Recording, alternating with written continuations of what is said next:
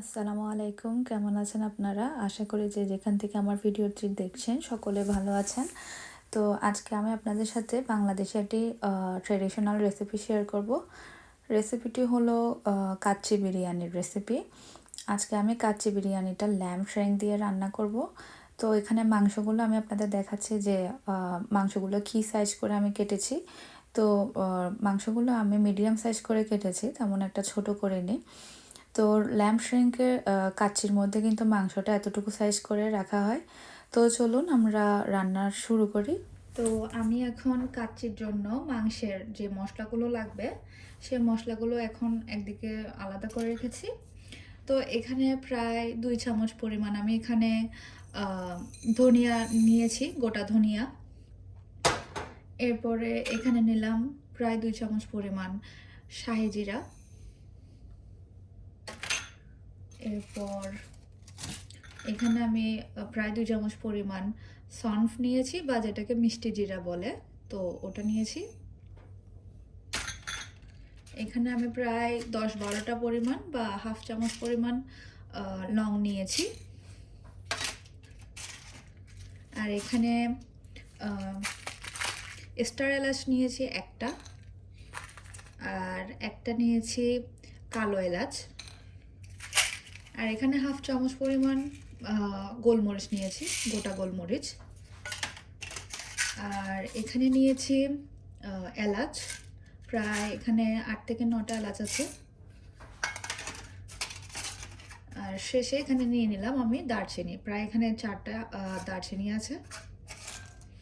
তো আমি এখানে যতটুকু মাংস নিয়েছি ওই পরিমাণে সবগুলো মশলা নিয়ে নিলাম। আর এখানে এলাচটা নিব, বাট এটা আমি মশলায় অ্যাড করব না এখন। আমি এখানে সবগুলো মশলা একটা প্যানে নিয়ে নিচ্ছি। তো এখানে আমি মশলাগুলো কিছুক্ষণের জন্য ভেজে নিব, অনেক বেশি না, জাস্ট একটু ভাজা ভাজা হয়ে আসলে যখন একটা সুন্দর ঘ্রাণ বের হবে, বোঝাই যাবে, তখন আমি এটাকে নামিয়ে নিব। তো এখন আমি মশলাটা ব্লেন্ড করে নিব।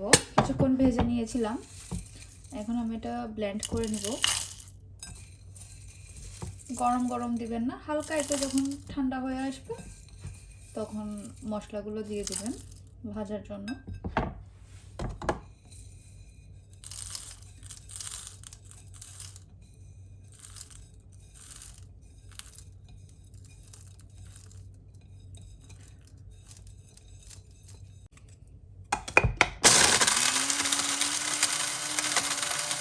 তো মশলাটা আমার একদম গুঁড়ো করা হয়ে গেছে, একদম ভালোভাবে আমি এটাকে মেকিং করে নিয়েছি। তো কাচ্চি বিরিয়ানির মশলার মধ্যে আমার দুটো জিনিস মিস গেছে, হয়তো আপনারা বুঝতে পেরেছেন যে দুটো জিনিস কি কি। একটা হচ্ছে জয়ফল আর একটা জয়ত্রী। তো আমি এখানে জয়ফলের পাউডারটা দিয়ে দিব। আমি এখানে গোটা জয়ফল ইউজ করিনি, আমি এখানে জয়ফলের পাউডার দিচ্ছি 1/4 টিস্পুন, এবং এটা পুরোটাকে এখানের সাথে মিশিয়ে দিব। আর লবণটা চাইলে আপনারা মিক্স করতে পারেন, বাট আমি লবণটা এখানে মিক্স করছি না, লবণটা আমি আলাদা করে দিব।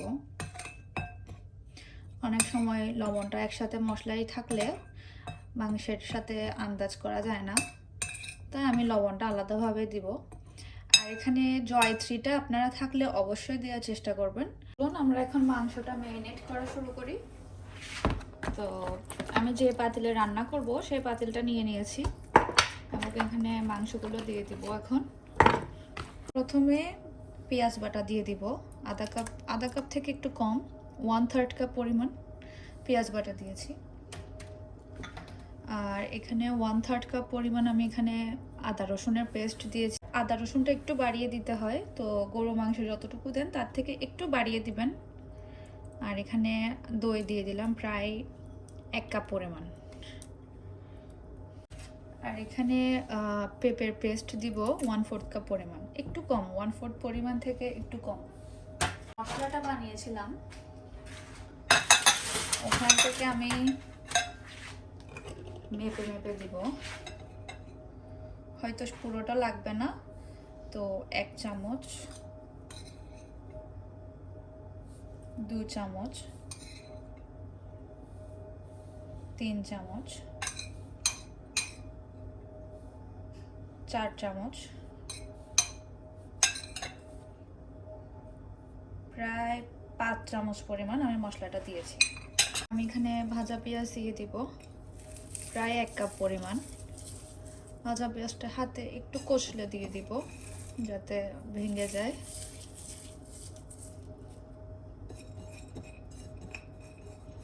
ভাজা পেঁয়াজ কিন্তু রান্নার স্বাদটা খুব বাড়িয়ে দেয়। আর তেজপাতা দিয়ে দিব আমি এখানে 3 থেকে 4টি। এই যে বড় হলে একটু ভেঙে দিয়ে দিবেন। আর আমি এখানে তেল দিচ্ছি প্রায় 1 কাপ। এই তেলটা কিন্তু ওই আমি যে পেঁয়াজ ভেজেছি ওখানের ওই তেলটাই। এখন আমি খুব ভালোভাবে এটা মিক্স করে ফেলবো। ভালোভাবে এটাকে আমি ম্যারিনেট করবো এখন।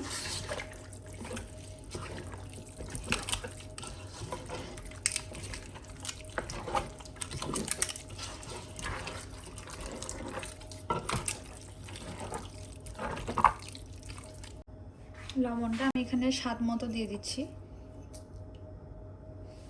মাংসটা আমার এখন পুরোপুরি ম্যারিনেট করা শেষ।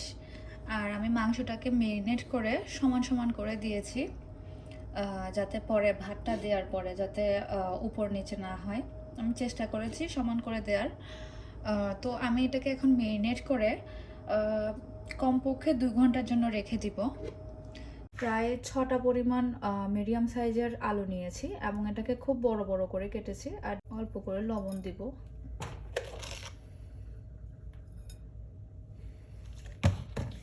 এরপর দিব চিনি। চিনিটা কিন্তু আলুর স্বাদটা বাড়িয়ে দেয়, তো আমরা অনেকেই হয়তো জানি না। তো চিনি দিব এখানে প্রায় হাফ চামচ পরিমাণ। চিনি দেওয়াতে কিন্তু আলুটা অনেক সফট হয় আর একটু মিষ্টি মিষ্টি স্বাদ হওয়াতে খেতেও কিন্তু খুব ভালো লাগে। আর আলু যে কালারটা হওয়ার জন্য আমি এখানে স্যাফরন কালার দিব। আমি এটাকে ভালোভাবে মিশিয়ে নিব।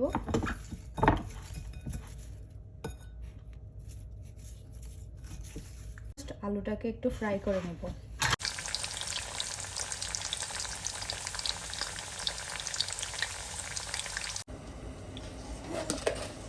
আমি এখানে এখন স্বাদ মতো লবণ দিয়ে দিব। প্রতি 1 কাপ চাউলের জন্য 1 টেবিল স্পুন পরিমাণ লবণ। চাউলটা আমি ধুয়ে ভিজিয়ে রেখেছিলাম প্রায় 1 ঘন্টার জন্য। এরপরে আধা ঘন্টার জন্য আমি এটাকে পানি থেকে ঝরিয়ে নিয়েছি। তো পানিটা যখন বয়েল হয়ে যাবে ভালো করে আমি এর মধ্যে চাউলটা দিয়ে দিব।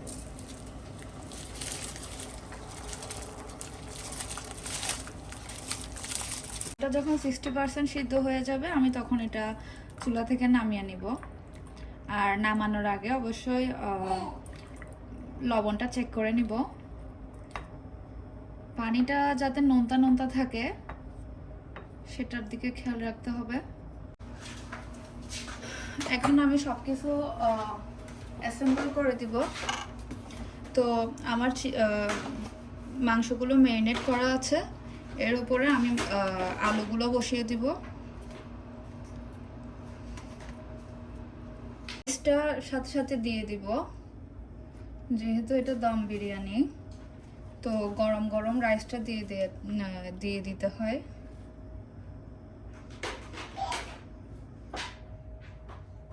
এক কাপ পরিমাণ মিল্ক নিয়েছি আর ঘি নিয়েছি 1 টেবিল স্পুন।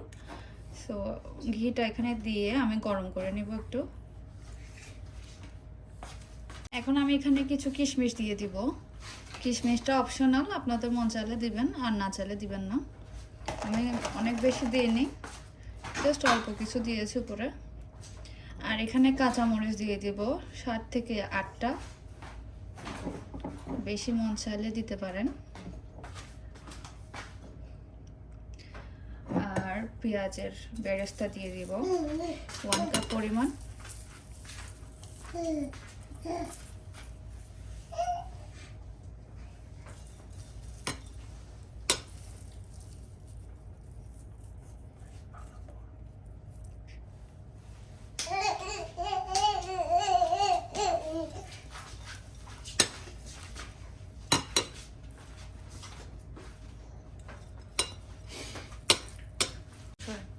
ঘিটা আমি এখানে দুধের সাথে মিক্স করে দিয়েছি। আপনারা চাইলে ঘিটা আলাদা করেও দিতে পারেন, আর চাইলে একটু বেশি দিতে পারেন। যেহেতু আমি তেলটা একটু বেশি দিয়েছি, তাই আমি ঘিটা এখানে বেশি দিইনি। স্যাফরনের কালার দিচ্ছি পানির সাথে মিশিয়ে একটু,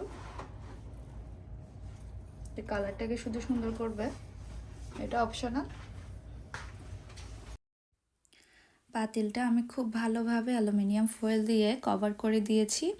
আপনারা চাইলে ময়দার গোলা দিয়ে কভার করতে পারেন, তবে এটা দিয়ে কভার করলে একটা সুবিধা যে আপনার মাংসটা যদি সিদ্ধ কম হয়, আপনি আবার সেটাকে একইভাবে কভার করে আবার কিছুক্ষণের জন্য ওভেনে রাখতে পারেন বা চুলায় রাখতে পারেন। তো আমি আজকে এটা ওভেনে রান্না করব।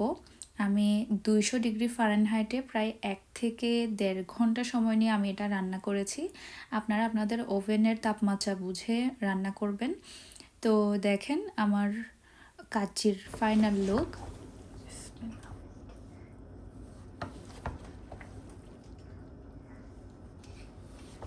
তো হয়ে গেছে না?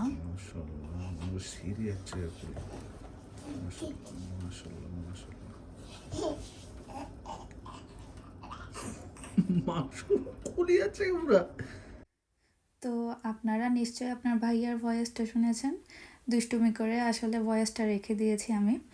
তো এখানে আমার মাংসটা প্রায় সিদ্ধ হয়ে গিয়েছে, তারপরও আমি আর 10-15 মিনিটের জন্য একই তাপমাত্রায় 200 ডিগ্রি ফারেনহাইটে আরেকটু রেখেছি। আপনাদের ইচ্ছা আপনারা মাংসটা কতটুকু নরম খেতে চান। তো আমার সিদ্ধ হয়ে গিয়েছিল, তারপর আমি রাইসটা আরেকটু টানাতে চেয়েছি, ঝোলটা আরেকটু শুকাতে চেয়েছি, তাই আমি আবার রেখেছি 10-15 মিনিটের জন্য আবার একইভাবে। এটা একটা সুবিধা যে আপনার অ্যালুমিনিয়াম ফয়েল দিয়ে ঢাকার। তো দেখেন রাইসটা কতটা ঝরঝরা হয়েছে। তো আমি আপনাদেরকে বেড়ে দেখালাম, প্রত্যেকটা রাইস সেখানে আলাদা আলাদা ছিল, আর থালিতে করেও আমি সার্ভ করেছি।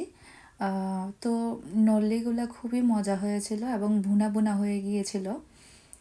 আপনারা বাসায় অবশ্যই ট্রাই করে দেখবেন, আর আমার রেসিপিটি যদি ভালো লেগে থাকে অবশ্যই লাইক, কমেন্ট এবং শেয়ার করে দিবেন। আল্লাহ।